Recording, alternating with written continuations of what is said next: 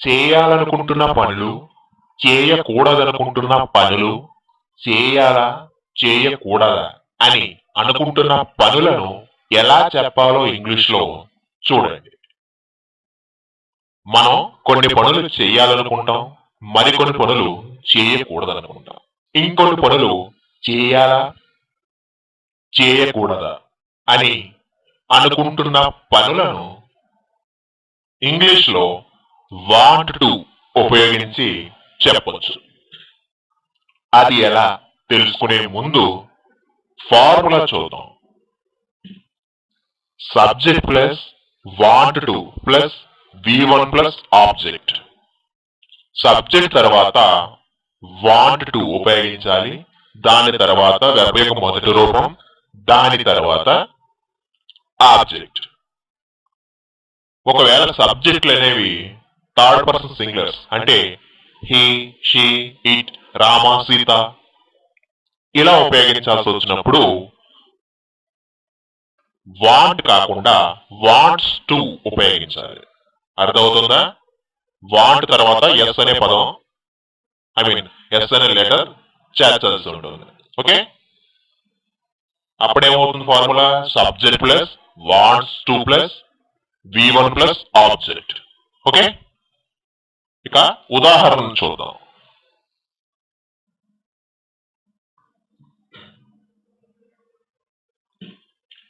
నేను అక్కడకు వెళ్ళాలనుకుంటున్నాను. English, I want to go there. నేను ఇంగ్లీష్ నేర్చుకోవాలనుకుంటున్నాను. I want to learn English. ఆమె పెళ్లి చేసుకోవాలనుకుంటుంది. She wants to get married. ఆమె తన బావను పెళ్లి చేసుకోవాలనుకుంటుంది. She wants to marry her brother in law. నేను నీకు ఒక మంచి వార్త చెప్పాలనుకుంటున్నా. I want to tell a good news to you. నేను నా జీవితంలో ఏదైనా సాధించాలనుకుంటున్నా. I want to achieve something in my life. నేను కంప్యూటర్ నేర్చుకోవాలనుకుంటున్నా. I want to learn computers. నేను ఈ పని పూర్తి చేయాలనుకుంటున్నాను. I want to complete this work. నేను రేపు ఇక్కడికి రావాలనుకుంటున్నాను. I want to come here tomorrow. నేను ఇక్కడికి త్వరగా రావాలనుకుంటున్నాను. I want to come here early. ఇప్పుడు ఇక్కడ చూడండి, ఐ, వి, యు, దే ఇలాంటి సబ్జెక్టులు మనకి వాక్యం స్టార్టింగ్ లో వస్తే డూ అనే పదం వాడాలి. అలా కాకుండా he, she, it, Rama, Sita ఇలాంటి సబ్జెక్టులు వచ్చినట్లయితే డస్ అనే పదం వాడాలి. సరే, వాడాలి. ఎక్కడ వాడాలి? ఇప్పటి వరకు మీరు ఏ వాక్యాలైతే చూసారో ఆ వాక్యాల యొక్క స్టార్టింగ్ సబ్జెక్ట్ ఉంది కదా, ఆ సబ్జెక్ట్ ముందు డూ గాని డస్ గాని చేర్చి మాట్లాడినట్లయితే అవి ప్రశ్నావాక్యాలుగా మారిపోతాయి. అర్థమవుతుందా? ఐ, వి, యు, దే వంటి సబ్జెక్టులకి డూ అనేది వాడాల్సి ఉంటుంది. He, she, it, Rama, Sita ఇలాంటి సబ్జెక్టులకి డస్ వాడాలి. అయితే డస్ అనేది సబ్జెక్ట్ కంటే ముందు వాడినట్లయితే వాంట్ అనే వాడాలి తప్ప వాంట్స్ అని వాడకూడదు.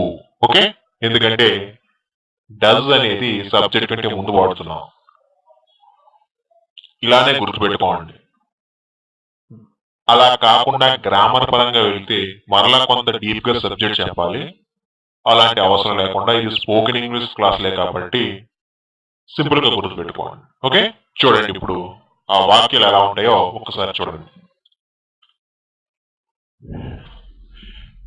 నేను అక్కడకు వెళ్ళాలనుకుంటున్నానా? ఇంగ్లీష్ లో do I want to go there? చూసారా, డూ అనేది పదం ఎక్కడొచ్చింది? సబ్జెక్ట్ కంటే ముందు. నేను ఇంగ్లీష్ నేర్చుకోవాలనుకుంటున్నానా? Do I want to learn English? ఆమె పెళ్లి చేసుకోవాలనుకుంటుందా? Does she want to get married? చూడండి, షీ వాంట్స్ అనలేదు ఇక్కడ, షీ వాంట్. ఎందుకని? డస్ అనేది సబ్జెక్ట్ కి ముందు వాడాం కాబట్టి. ఆమె తన బావను పెళ్లి చేసుకోవాలనుకుంటుందా? Does she want to marry her brother in law? నువ్వు నాకు ఒక మంచి వార్త చెప్పాలనుకుంటున్నావా?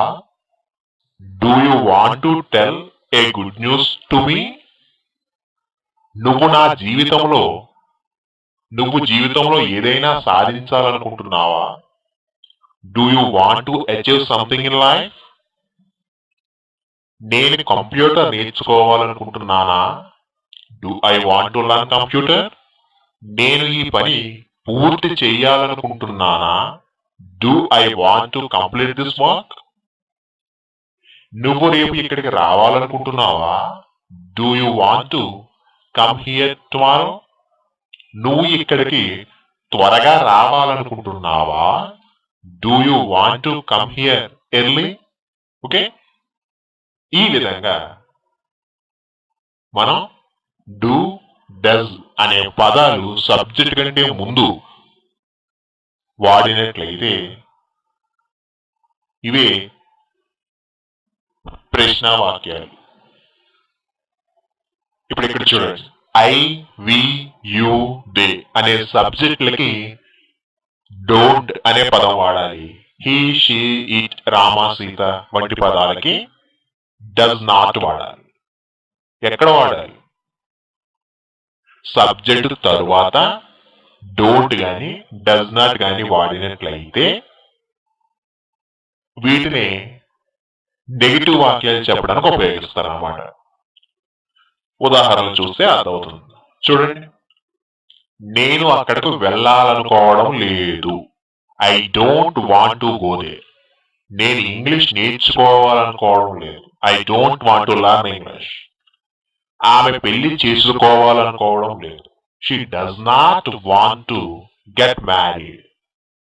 ఆమె తన బావను పెళ్లి చేసుకోవాలనుకోవడం లేదు. She does not want to marry her brother in law. నేను నీకు ఒక మంచి వార్త చెప్పాలనుకోవడం లేదు. I don't want to tell a good news to you. నేను నా జీవితంలో ఏదైనా సాధించాలనుకోవడం లేదు. I don't want to achieve something in my life. నువ్వు కంప్యూటర్ నేర్చుకోవాలనుకోవడం లేదు. You don't want to learn computer. నువ్వు ఈ పని పూర్తి చేయాలనుకోవడం లేదు. You don't want to complete this work. నేను రేపు ఇక్కడికి రావాలనుకోవడం లేదు. I don't want to come here tomorrow. నేను ఇక్కడికి త్వరగా రావాలనుకోవడం లేదు. I don't want to come here early. Okay, ఈ విధంగా డోంట్, డస్ నాట్ వాడి నెగిటివ్ లో చెప్పవచ్చు. ఓకే, ఇప్పుడు ఇక్కడ చూడండి, ఐ, వి, యు, దే అనే సబ్జెక్టులు వచ్చినట్లయితే డోంట్ అనే పదం వాడాలి. He, she, it, Rama, Sita ఇలాంటి సబ్జెక్టులు వస్తే డస్ నాట్ వాడాలి. సరే, వాడాలి, ఎక్కడ వాడాలి? సబ్జెక్ట్ కంటే ముందు వాడినట్లయితే నెగిటివ్ నుంచి ప్రశ్నించడం మీకు వచ్చినట్లే. చూడండి, అది ఎలా అనేది. నేను అక్కడకు వెళ్ళాలనుకోవడం లేదా? ఇంగ్లీష్ చూడండి, don't I want to go there. నేను ఇంగ్లీష్ నేర్చుకోవాలనుకోవడం లేదా? Don't I want to learn English. ఆమె పెళ్లి చేసుకోవాలనుకోవడం లేదా? Does not she want to get married. ఆమె తన బావను పెళ్లి చేసుకోవాలనుకోవడం లేదా? Does not she want to marry her brother in law. నువ్వు నాకు ఒక మంచి వార్త చెప్పాలనుకోవడం లేదా? Don't you want to tell a good news to me. నేను నా జీవితంలో ఏదైనా సాధించాలనుకోవడం లేదా? Don't I want to achieve something in my life. నువ్వు కంప్యూటర్ నేర్చుకోవాలనుకోవడం లేదా? Don't you want to learn computer? నువ్వు ఈ పని పూర్తి చేయాలనుకోవడం లేదా? Don't you want to complete this work? నేను రేపు ఇక్కడికి రావాలనుకోవడం లేదా? Don't I want to come here tomorrow? నేను ఇక్కడికి త్వరగా రావాలనుకోవడం లేదా? Don't I want to come here early? ఈ విధంగా డోంట్, డస్ నాట్ అనే పదాలు సబ్జెక్ట్ కంటే ముందు వాడినట్లయితే నెగిటివ్ నుంచి ప్రశ్నించడం మీకు వచ్చినట్లే.